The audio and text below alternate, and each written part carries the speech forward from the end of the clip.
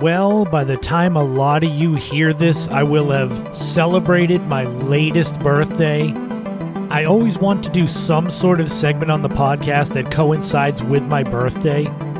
Last year, I did a segment sharing my legendary and embarrassing 21st birthday escapades. But this year, as I'm now closer to 50 than 40, oh my god, I wanted to try to recapture my youth by doing a segment saying age is only a number, but it's evolving into something looking at how birthdays in your life change as you age. And at the end, I will share some birthday greatest hits, I guess you'll say. You'll have to stick around for that. I know I'm not the only one that thinks this, but I'm sure a lot of you out there, as the years go by and beloved memories or times in your life get further and further from the present day, you really start to wonder where the time has gone. High school is long gone. College is long gone. Christ, my 20s are long gone. It kind of gets to this point that you're moving up a ladder in your life, different grades of school, finishing school, if you go to college, and get your first real job in the real world. But eventually you get to the top of this ladder and it's kind of just a plateau where you're just moving in the same direction. Like you've stopped growing and you're now just existing. And believe me, this is not meant to be sad or depressing. It's actually going to be a pretty funny segment as we go on. I was just trying to figure a way to describe what it's like to grow up and eventually become an adult. And then what happens there? You just become an older adult and then an elderly adult. Although I guess the further you go, the more you kind of regress, where your first few birthdays and your last few birthdays probably mirror each other more than you would imagine they would. But like I said, age is only a number. It kind of depends on what you do with those years. I look at someone like Arnold Schwarzenegger, who's 76 years old and is in better shape than 95% of the people on the planet still. Granted, he came from a much higher place, so his coming down is still so far above most people. But ask yourself this honestly, how many of you out there feel your age? I have days where I feel older than I am. Like the other day I went running and I can't run like I used to several years ago, and I hurt my right foot, so I've been hobbling around. That makes me feel every bit of my age. But for the most part, I have kept myself in pretty good shape. And that includes years of heavy drinking and years of eating like crap and years of battling mental health, depression. And still this day, I feel pretty good. So even though I say I'm closer to 50 than 40 and it kind of gives me the shivers, oh God, the reality is I feel more like I'm in my early 30s. If I had to pick an age. And with tweaks in your diet, tweaks in your exercise, small adaptations for your own mental health, I always talk about it on the podcast, but the vast majority of you listening can roll back the years somewhat. You can't do it really, but you can feel better than your age on your driver's license would say. My grandpa, who was my hero and role model, as you all know, lived to be 93, so I'm just about halfway there, and the only thing I think I can do better than my grandpa with my life is to outlive him. So my goal is just to do that. I can't be an Olympic caliber sprinter, swimmer. I can't be married to the same woman for 70 years. I can't run several successful businesses, but I can live longer. But let's circle back to birthdays in general. It's amazing how the birthday itself changes as you age. When you're a baby, first few years old, toddler, you're given what people think you'll like. Since little kids really don't have that defined sense of self yet. With my nieces and nephews, I gave them what I thought I would like at that age. And your birthday parties are typically family. If you're in preschool or the first few years of school, maybe you have a few friends come over. But then you get to be 6, 7 years old, and you start to have defined things that you enjoy, defined things that you want. And luckily for the most part, what kids want for presents on their birthdays up until age 10, 6, 7, 8, 9, It's all stuff that's affordable, so for the most part, kids would get everything they wanted. I know that's how it was for me. I don't remember being disappointed on my birthdays when I was young. It was always good presents, typically some sort of fast food for dinner, KFC, McDonald's, and a few friends, eventually evolving into sleepovers. I think my first birthday sleepover was when I turned 8 or 9. Then you hit puberty, become a teenager. That's when you prefer cash over typical presents.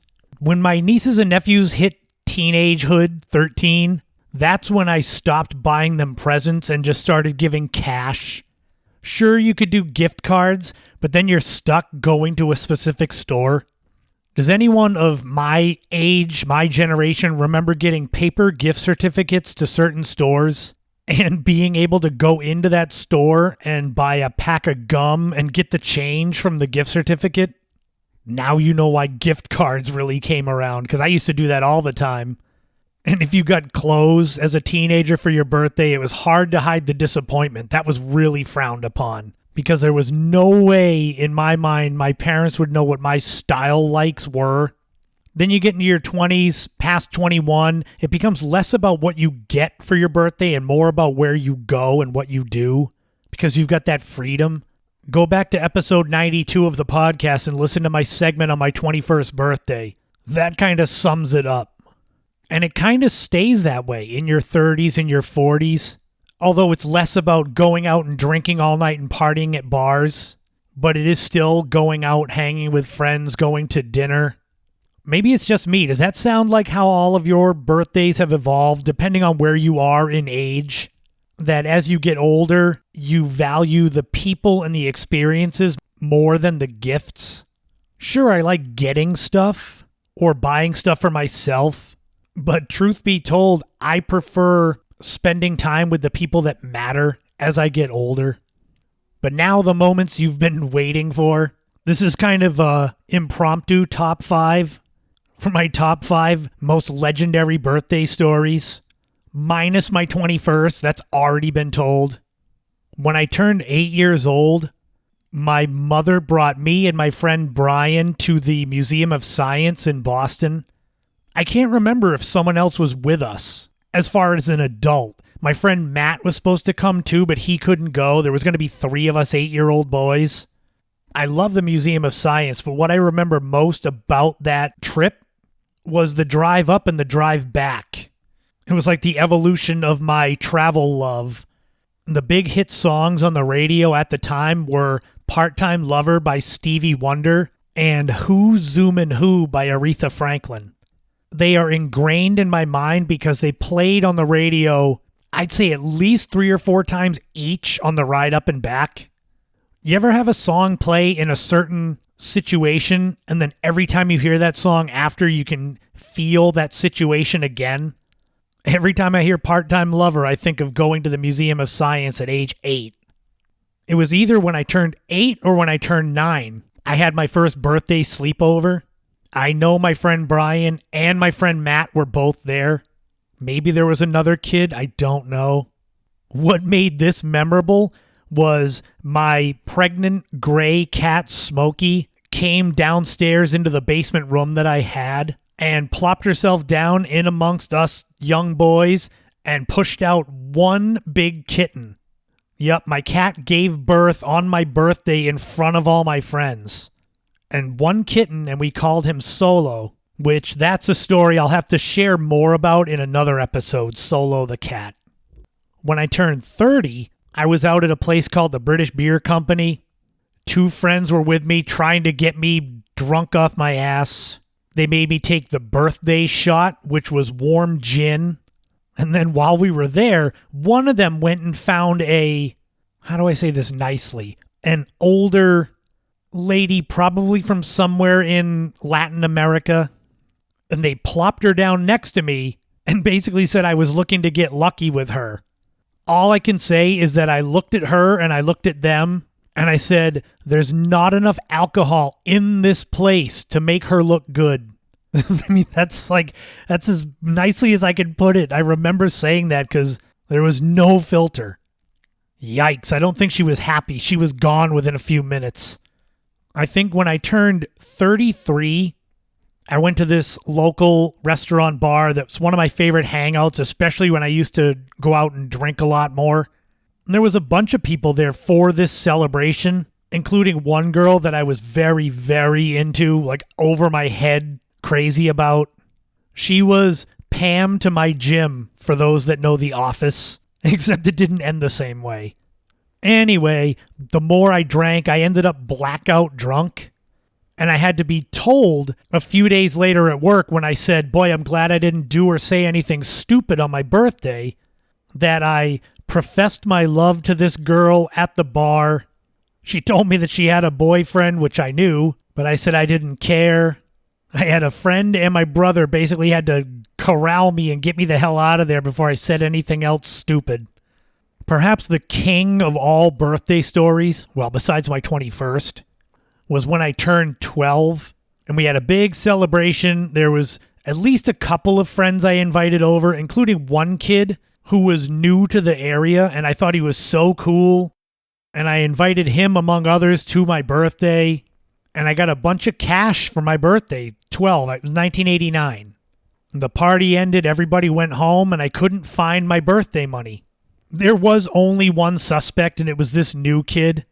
My mother had to call his house and ask where the money was, and at first he denied it until my mother said she was going to go to the police unless he handed the money over when we drove over there in a few minutes.